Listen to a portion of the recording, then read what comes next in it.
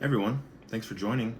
Today I want to talk about Preparedness 101 in 2026. I'm going to go over uh, five main things. Why be prepared? Why prep? Is it just for tinfoil hat folks? Number two, basics of prepping. Number three, don't go down the rabbit hole too far. Number four, it helps if you have common hobbies that align with prepping. And then I'll end with my conclusion. This should hopefully be a medium length video, so I'll try to keep it short for you all. This video is intended for those who are new or have no experience to prepping, and it should really cover all the basics, everything you need to know in 2026. And I'll be relying a lot on what I know, my own experience.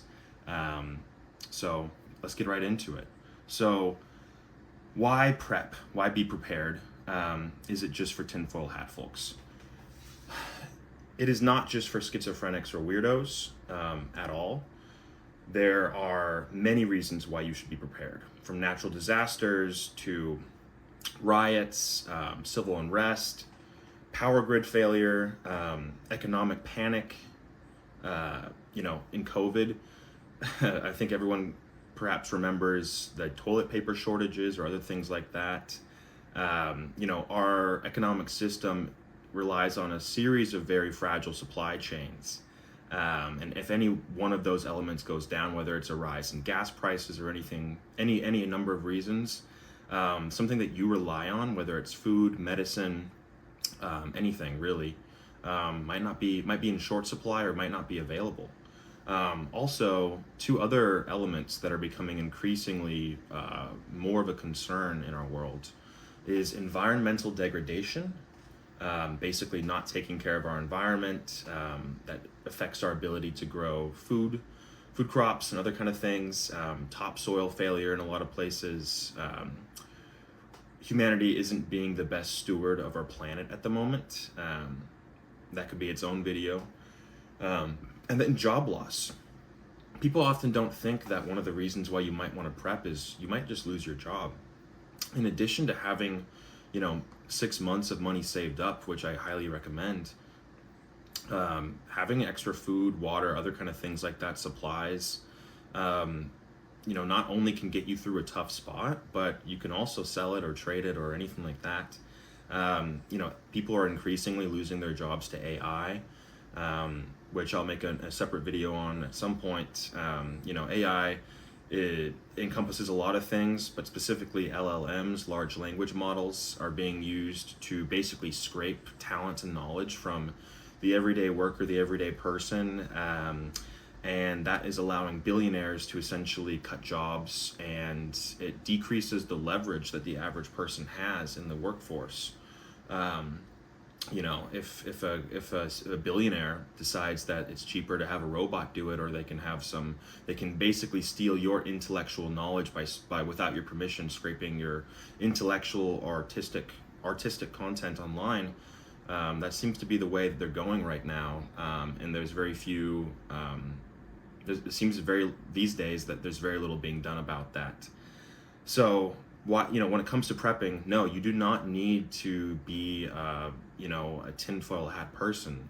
I myself live on a fault line. There's an active volcano near me. I live in the Pacific Northwest. Flooding can happen. Again, the electrical grid isn't as stable as many would think it is. I won't get into that because there are plenty of electrical engineers online who've already made content about that. But there's so many reasons why it just helps to be prepared. So basics of prepping, what do you need to be prepared? Well, some of them are pretty self-explanatory: water, food, medical supplies, and others can be a bit more controversial, like self-defense tools, weapons, ammunition, guns. There are a couple things about prepping that people often gloss over. One of them, in addition to the basics like water and food and medical supplies, is community. Do you have good relationships with your neighbors? Are you a social person and you kind of know, this person across the street or in the other apartment building next to me, I have a good relationship with. If things get bad, we can help each other out or communicate.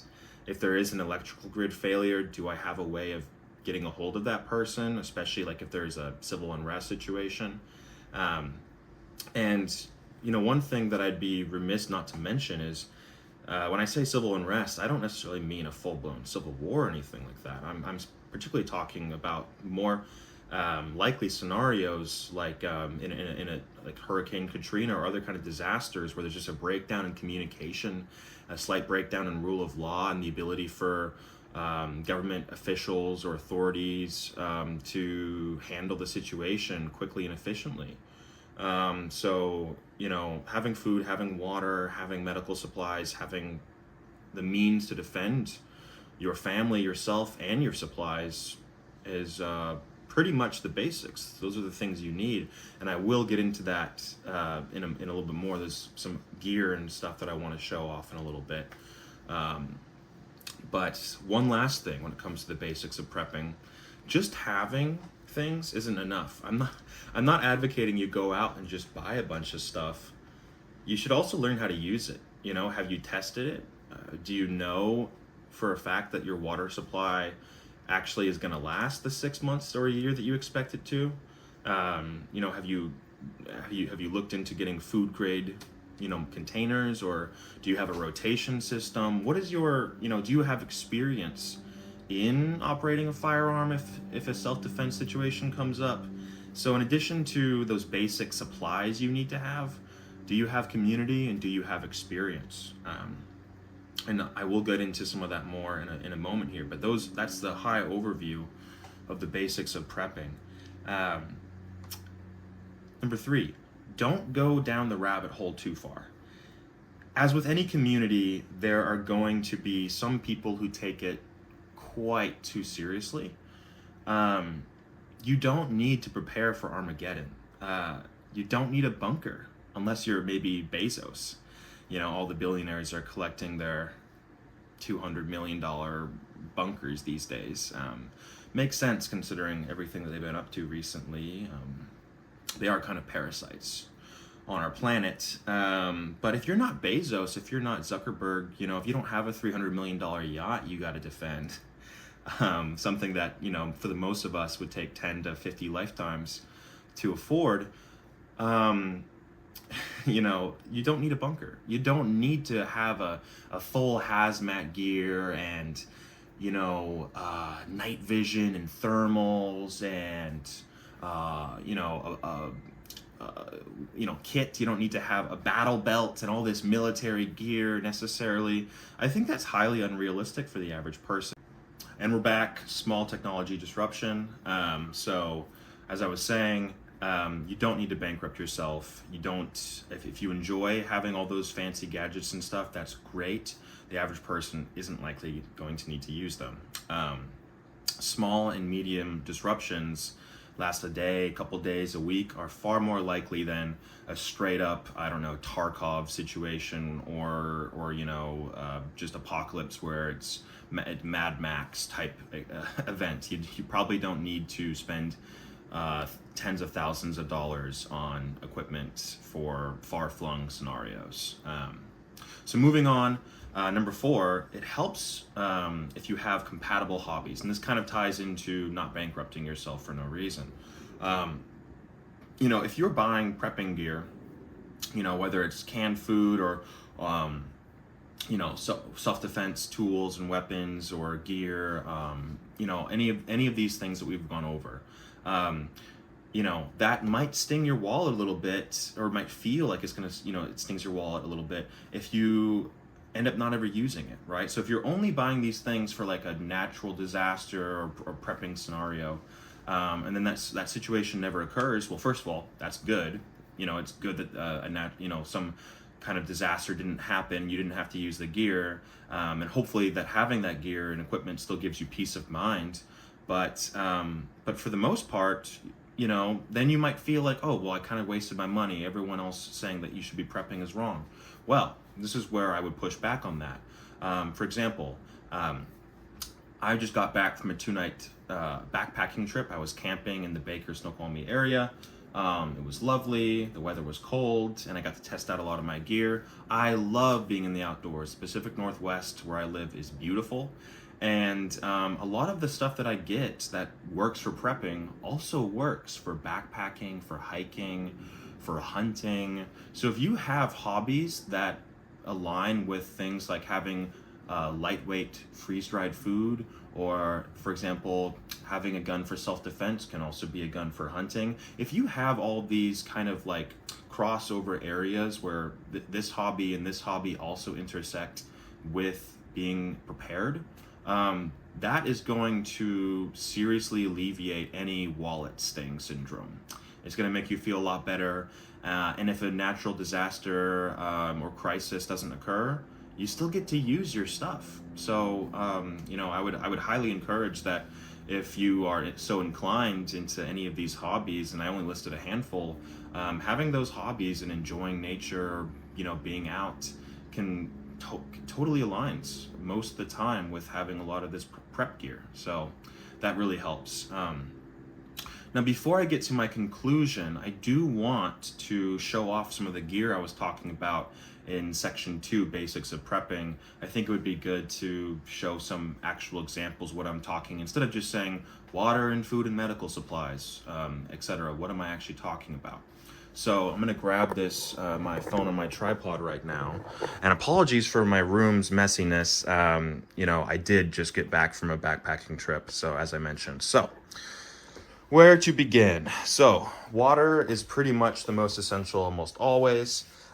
If you want to, spend less money, you can buy just lots of Costco or packaged water bottles and stuff like that. This is, something I often will bring, these smart water bottles when I'm backpacking, because they connect with this, very affordable filter. It's a push filter. This, you would go into a stream if you're backpacking, for example, collect water, attach this, screw it on at the end, and then the filter is inside here, put this in, and you can drink straight out of this, or you can fill up like a water bottle like this. You can actually also, these do fit on water bottles like this. So, if you don't, like having a collapsible, and I think the squeeze design helps a lot, but you can just put this, collect water here, put this on the end, and just squirt that into your mouth if you're thirsty, right? So anyway, this is a super affordable push filter. There's also gravity filters and stuff like that, but just look at how this is so lightweight.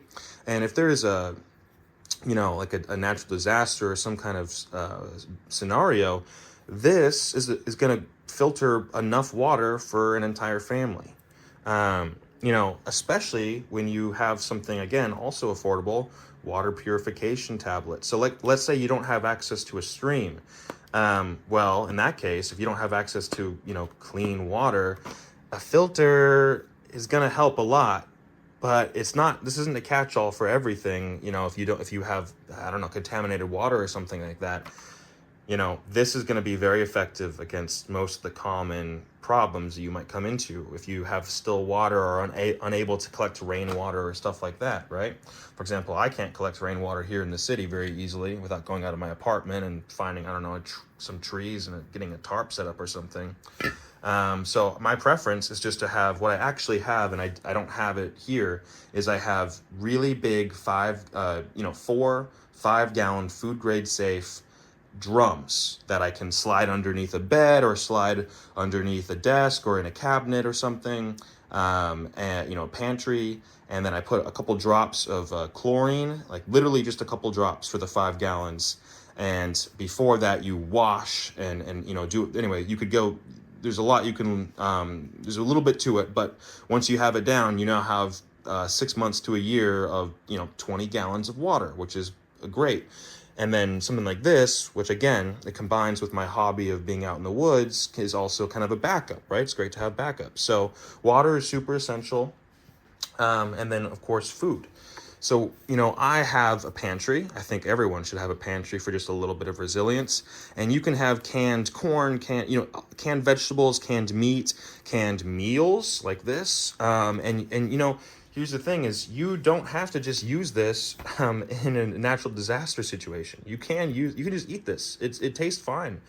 Especially if you add a little bit of spices and some, fresh, stuff or whatever, whatever vegetables or seasoning you prefer. You can make something like this into a great meal if you have a couple of these and mix it with some other stuff. And then this is kind of the freeze-dried food I was mentioning. Here's an example: fettuccine alfredo with chicken. You know, you have something like this, which I have a lightweight backpacking stove, but I also have a Coleman grill. I have a barbecue. In addition to this, you know, isobutane, this propane, I also have one of those large drums of propane that you would, like, you know, hook up to a big barbecue. You know, those big ones you can kind of return to the store and spend less money the next time. So I have, you know, 3 different kind of ways to store fuel, and I have plenty of these whenever I go on a camping trip with a family, like car camping with my friends or family or whatever. I mean, this is great. I will use this, and it also works for a survival situation. Same with this. And again, I have the Coleman stove, and I have multiple ways to cook food. Once you heat up the water, but again, having water is essential, this turns into a meal. You just add the hot water and you let it kind of sit for a bit, etc., right? You know, everyone in their pantry might have snacks. This is a half-eaten bag of food from my most recent backpacking adventure. It has dried fruit and all sorts of nuts and all sorts of chocolate and candy and stuff like that in there. Lots of sugar and salt and other things you need for when you're going up a mountain, right? Electrolytes and all that stuff. Moving on from food and, you know, water and food, medical supplies. You know, you can easily get any number of medical supply kits. This is a pretty comprehensive trauma, first aid, fractures, sprains, medication, you know, everything. I mean, think about it. If you are dependent also on medicine or prescription medicine, do you have any backup of that in a situation where maybe you can't go to the store for a week or two? I mean, it's great to have basic medical supplies, but also prescription stuff. This is more like a mobile, I can wear this around my waist because I fitted it through this fanny pack. This fanny pack just so happens to have some ammo in it, and then in here I can easily, you know, take off someone's clothing and get to them with all the medical gear inside here. So I can kind of, in a very a crisis situation, I can put this on, and you know, if need be, some body armor, etc. And I can have my firearms, and I can be a pretty mobile, have some medical supplies on me, and also be able to defend myself. Fire extinguishers, things like that. You know, if you prepping isn't just for the home, it's also for the car. So for example, I have one of these in my car. I have extra gasoline in my car. I have equipment to, like, you know, seal a pop tire, etc. So prepping isn't just for the home, it's also for when you're traveling about. You know, when it comes to weapons, I have, you know, full-size pistols like this. This is an HK VP9, green dot sight on it, and it holds 17 rounds. It is very accurate. It does not jam. I maintain it very well. But yeah, I also have options, which I'm not featuring just because they're not available right now, but like really small and this is a holster for a very small Smith & Wesson Shield Plus. You wouldn't know that I had a gun on me, and I could also conceal this as well if I needed to.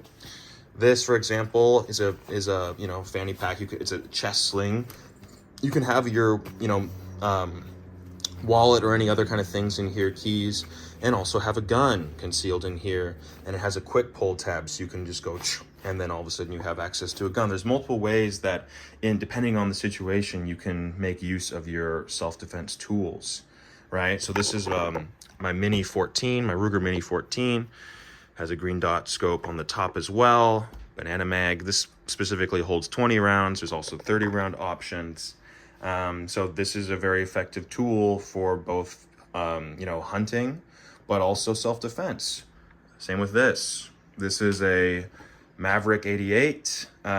It is a great shotgun for self-defense, especially if you are packing buckshot. And it can also be used for hunting, right? So there's all these crossovers and hobbies. Body armor, you probably don't need. I probably don't need. This was maybe perhaps a moment, an impulse purchase, if you will, but it is there just in case as well.